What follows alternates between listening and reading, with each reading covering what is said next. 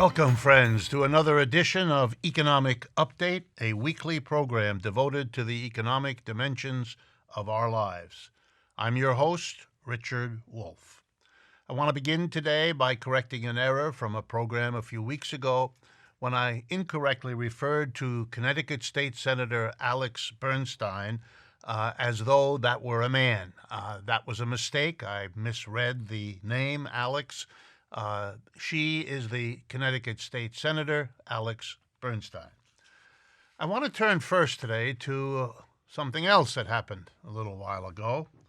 A remarkable, even for this president, tweet by Donald Trump, actually several tweets, in which he essentially recommended to four women of color who now sit in the House of Representatives in Congress that they, quote-unquote, go back to where they came from. 3 of them were born in the United States. The other one is a naturalized citizen. The gross, insensitive, historically stunning backwardness of all of this should not distract us from what is going on. Mr. Trump is a mouthpiece. He's a mouthpiece for a process that is unfortunately not new. This is called distracting by throwing up something preferably outrageous, preferably that'll attract media attention, so as to distract the public from what the real issues are. In this case, Mr. Trump's outrageous reaching even further into the swamp of racism and nationalism and all the rest. The purpose of these distractions was twofold. First, to distract attention from the concentration camps for refugees that have been established by the United States along its southern border, with the horrors of how children are treated and so on. That was getting more and more attention as even the vice president was able to recognize that something very ugly is going on. That had to be distracted from, and this unspeakable racism was one way to do that. But there's another one. We are in the throes of a reaction of the American people, delayed but therefore stronger, to the collapse of capitalism in 2008 and 9, and to the fact that the people who brought us the crisis were the ones bailed out, and that the people who've suffered the last 10 years were the one who paid for the bailout of the people who brought it. That would make anybody angry, even if they only half understand it. And the risk for capitalism today, as it has always been, is that the people who are left out in the capitalist story, who are not sharing the wealth, who are sharing the suffering, may turn their anger on the system unless you distract them. If you can convey to at least a portion of an angry working class that it is the non-whites among them, or the foreigners, or the immigrants, or the trading partners, well, then you have done your job. And that's all Mr. Trump is doing. The job of distracting at least a portion, and in the United States, perhaps a white portion, of the working class from the source of its misery and scapegoating others. The fact that he has to do it to such extreme lengths tells you how serious the problem here is, which is something we emphasize on this program all the time. I want to turn next to an update which I call How Gross Can Capitalism Get? This time it's in France. And here's what happened. A scandal a couple of weeks ago in which it was discovered by the press that one of the ministers in Mr. Macron's government, and which minister? The Minister for the Environment, had been spending huge amounts of money, first, to make his office more comfortable, nearly $100,000, and then to entertain friends, dinners featuring lobster and $500 bottles of wine. Why am I bringing this to your attention as the French discuss it? Because Mr. Macron and his environment minister were the ones who put a tax on fuel to help pay for improving the environment, which is what stimulated the Yellow Vest movement. They simply said, you can find other ways for the money needed to improve the environment. We now know that one of those other ways would be to maybe move the dinners from $500 bottles of wine, to a couple of bucks for soda pop, and maybe instead of lobsters, some cheap, maybe not so cheap, hot dogs. That would save money that you wouldn't have to burden the people with. But of course, seriously, what is this?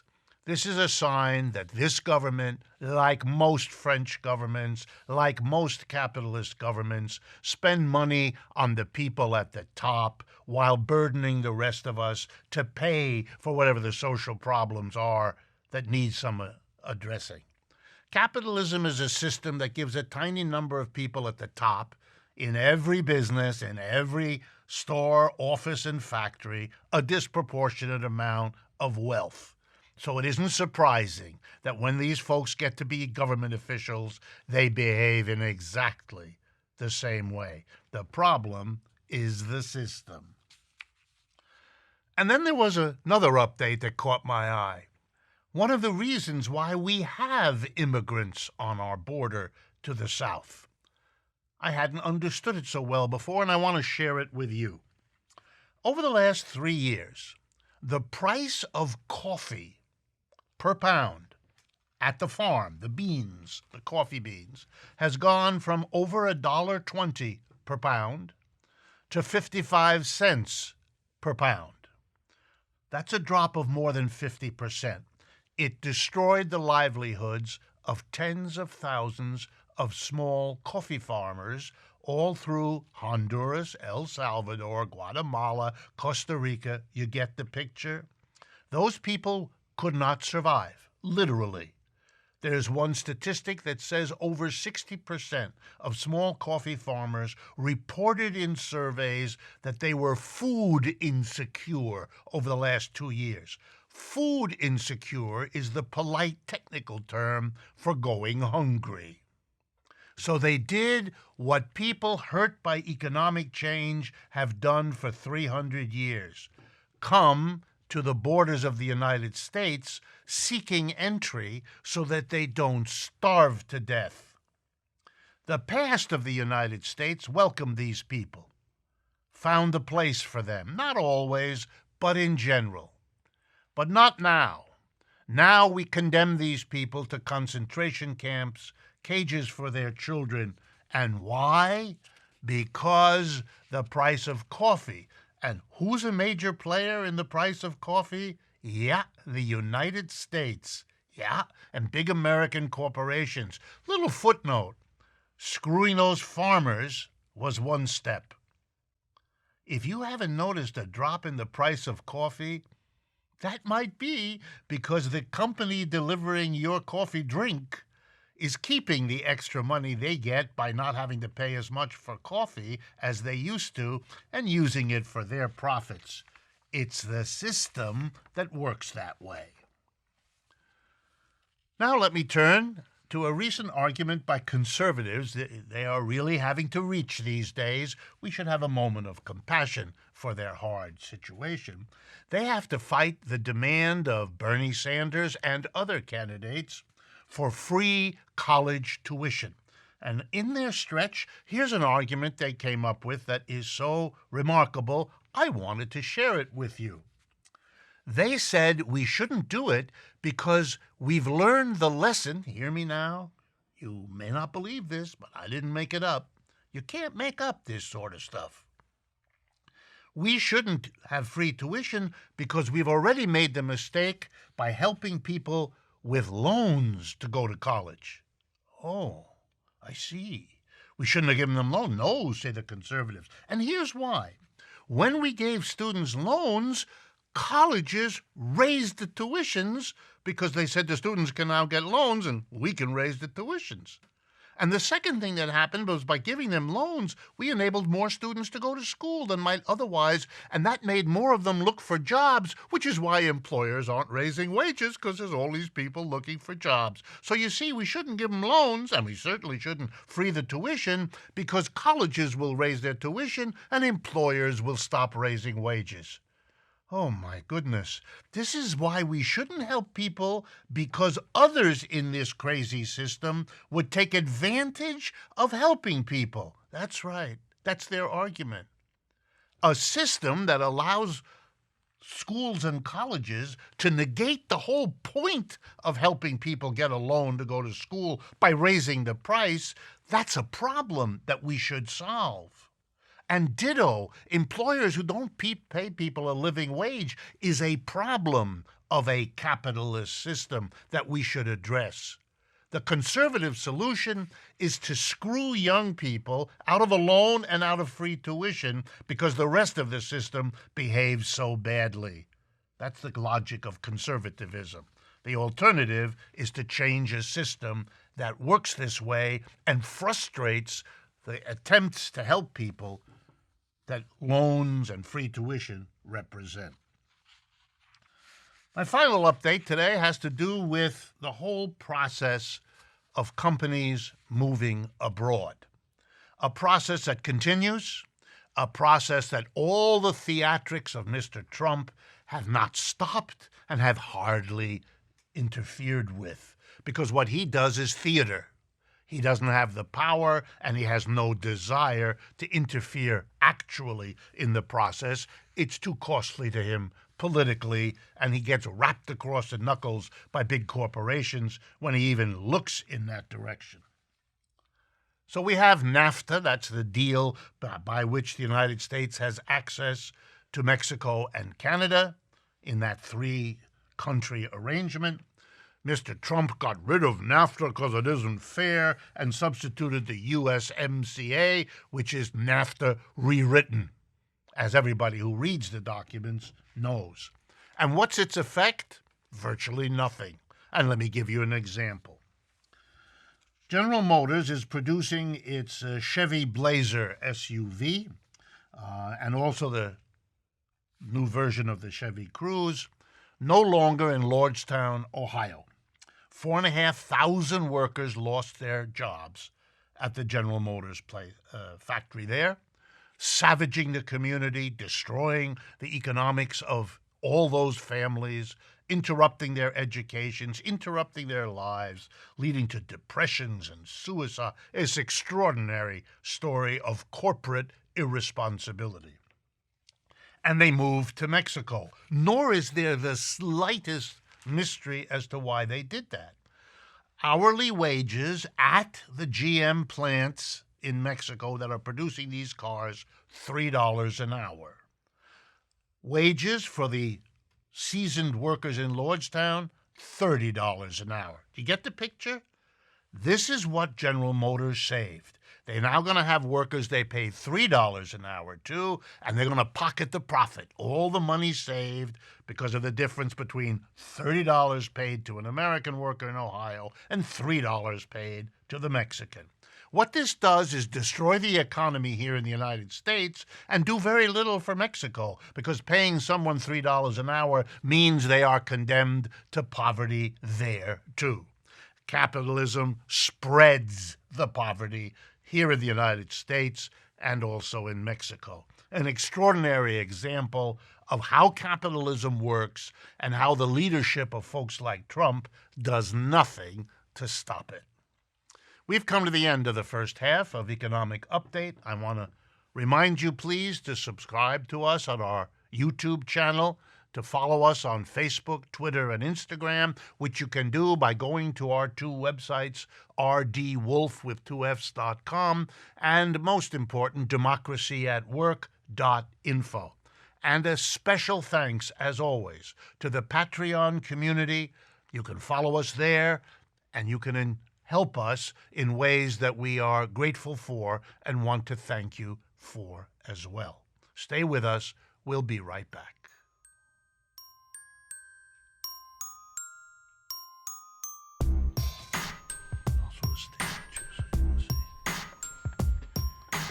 Welcome back, friends, to the second half of Economic Update. As we have done before, I am very pleased to welcome back to the microphone and to the camera Dr. Harriet Fraad. She is a mental health counselor and a hypnotherapist in private practice in New York City. She's been on the program many times. Her work explores the intersections of American personal, economic, and political life. She writes in a variety of places, and her work can be found at her website, Harriet Fraad, that's spelled HarrietFraad.com. But most importantly, I want to direct your attention to her latest project. It's a bi-monthly podcast that explores what is happening in the economic and political realms, as well as the impact of those things on our personal life. It's called Capitalism Hits Home. It answers questions about how capitalism impacts personal life, intimate relationships, those kinds of issues. You can find the podcast, Capitalism Hits Home, on iTunes, Google Play, and our own website, democracyatwork.info. And if you would like to support this project, yet another way to engage it is to go to patreon.com/capitalismhitshome. Welcome to the program. Thank you for inviting me. What I wanted to talk about today, as I told you, was the remarkable economics and politics of the spectacular victories of the United States women's soccer team that got so much exposure this year and so much interest in the population, men and women alike. What's going on? What is this extraordinary moment in American history when a women's professional team, normally put into the background of what constitutes sports in America, suddenly becomes the center of attention? What's going on? Well, this is the time for equality. This is the time for talking back. This is the time for women's equality. And in the words of Megan Rapinoe herself, in Time magazine, when she's being asked the question, "Your goal celebration with outstretched arms, what does that mean?" She says, "That was me representing everyone fighting for the same things as I am: equal pay, more attention to race relations, migrants at the border. You will not silence us. You will not take the smile off our face. You will not take anything from us. We're coming. We're here. We're not leaving." Because what this team stands for, and Megan Rapinoe stands for as the picture, is we are not just sex objects. We are powerful players in this system, and we're winning, and we're going to win, and not only for ourselves. As she says in that Time interview, we are going to win for all people who are treated as inferiors. And that's very powerful. And that's why equal pay was chanted at the games. And that's why Nike picked up an ad that has them chanting equal pay, because she sold more Nike jerseys, and so did that team, than have ever been sold before, even though the men's team in 2018 got $400 million allocated, and the women's winning team got $30 million. They were promised now as a big prize $60 million instead of $400. They're saying out with second-class citizenship. In an article in the New York Times today, they mention how they fly the men's team business class and the women's team economy comfort. They reinforce over and over again the lines of dominance and submission, and women won't have it. And those people who are taught to submit are not submitting, and they're a message to all those people: don't submit, we're here and we're not leaving.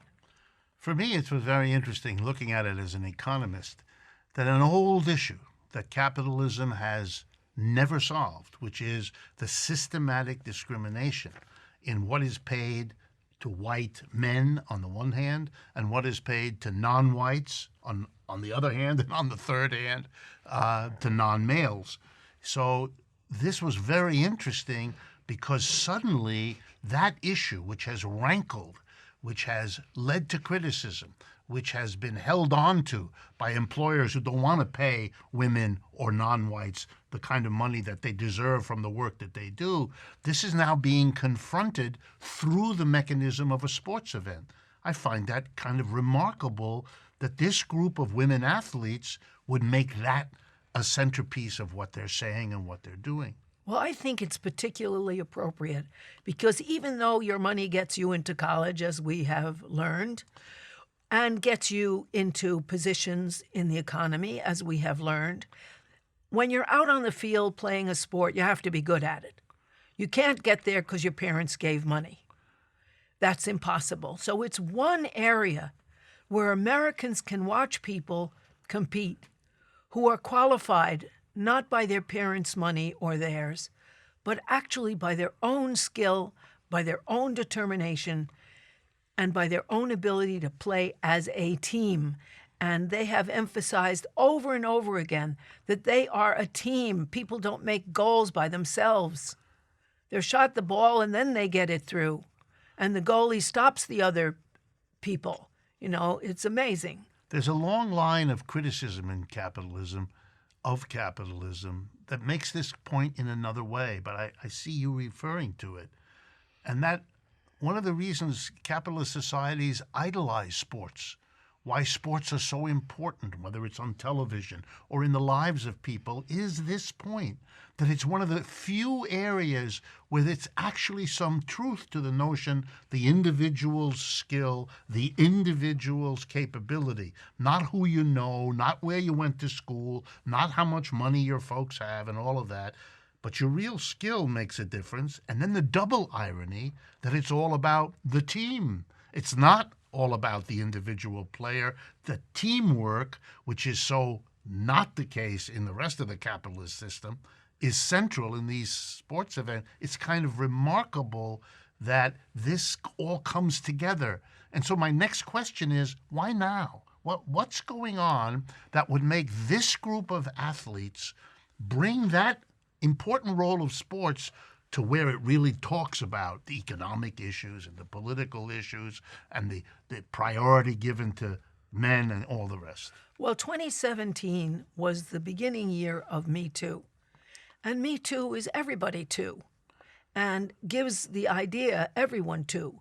And Time's Up gives money not only to the people who have the money to sue, but allocates money for everyone, like the 30,000 campesinas who are farm workers who have organized their own Time's Up.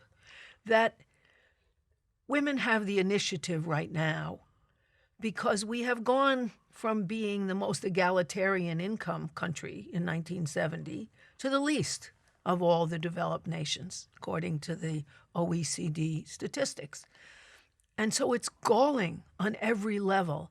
And their impulse right now, this team, to say, we're in it together and we're going to win and we're not going away, and we don't care if we refuse the invitation to Trump. She said, I'm not going to the blank White House, followed by Alexandria Ocasio-Cortez's invitation to the team, which they all accepted, to tour Congress with AOC.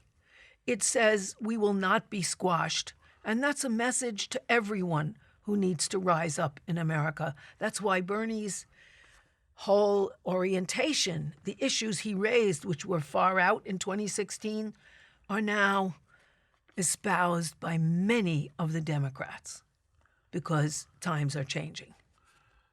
Tell me, do you think it will have an impact on sports, particularly women's sports, in terms of recognizing the inequality that has been imposed on them, the discrimination when it comes to money and salaries and supports for their athletic effort? Is that, you think this is going to now wrench this problem into the foreground and something will be done? I think it already is. In looking at the New York Times sports pages, they're often the men's sports pages. Sometimes there's no mention of women, there has been. Sometimes there's one little paragraph that looks like a token nothing. Now women are covered for the first time in a long time, for the first time forever, as far as I know, because women are asserting themselves, whether in tennis or in soccer. And the soccer team is militantly asserting their right to be included and their right to equal pay. And their fans are echoing the chant, equal pay. In fact, they're so dominant that Procter & Gamble is making a big deal of equal pay because their deodorant is featured as a sponsor of the team, as well as Nike, who's selling off jerseys like it's going out of style, as well as the Luna company, who sells the energy bar. Suddenly, seeing that times have changed, capitalist corporations are trying to cash in, which is a sign that their PR departments are noticing, uh-oh, times have changed, better shift. I don't think it's their deep-seated belief, but they are recognizing this. What about the implications of the confrontation between the administration of Mr. Trump and the Republicans on the one hand in the White House and the response, both how they handled this women's successful team and how the team responded? How do you see the implications of that? Well, I think it has huge implications for capitalism, because I don't think you can have an oppressive system like capitalism unless you enforce the lines of dominance and subordination in children and adults. And what they are doing is saying we will not be subordinate. Capitalism pits one group to whom they give some small favor, like the whites in the South, or men over women, male supremacy or white supremacy, in order to keep the unity of the working class from emerging against capital. And so these lines, based on flimsy biological rationalizations, allow an oppressive system in which everyone's exploited, but some people are exploited a little less, so the white male can feel superior. You can see that in the supporters of Trump. Make America great again. They mean make males who are white great again and make women cower. And sexual abuse, which is everywhere in the news, has been a way to make women cower, to sexualize women, to put them down as nothing but sex objects. That's what Epstein did, who was so lauded in the capitalist class and so much a friend of Clinton and Trump. He didn't care if these young girls were tortured when he raped them. They're only girls. They're there for sex. It's a way of totally subordinating a gender. And without those systems of inner subordination and shame, that doesn't work. That's what Black Lives Matter is about. We're not going to let that work. We're not going to feel like we don't matter because we're Black, even though you have inculcated those lessons from the time we were little in your children's books and in your culture. So it really does change the lines of dominance and subordination, which keeps the majority ashamed to stand up. Very good. Very passionate. I really appreciate your giving your feelings about this as well as the analysis. And as usual, I wish we had more time, but I think you've made the point that this was an athletic event, a sports event, that really is a moment of a changing history. I want to thank all of you for joining us. I hope you found this as interesting a discussion of the remarkable women's soccer team as I did. Thank you for joining us, and I look forward to speaking with you again next week.